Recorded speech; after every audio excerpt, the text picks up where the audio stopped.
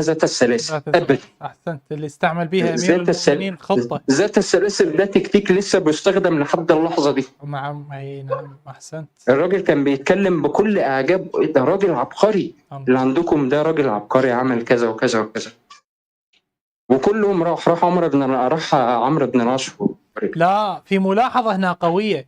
حينما ذهبوا أبو بكر وعمر وخالد كان عندهم اتفاق مع هؤلاء،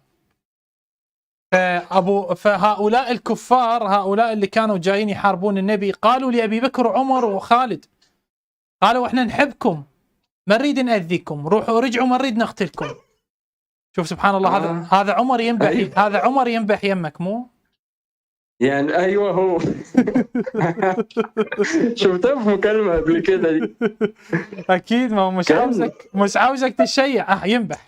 ايوه، لا ده هو صوته عالي قوي. وكان يقول لك، والله كان يقول لك سيف مش عارف ايه وبتاع الايه، وكلهم كانت خدع سياسيه يعني. حتى عمرو بن العاص كتاريخ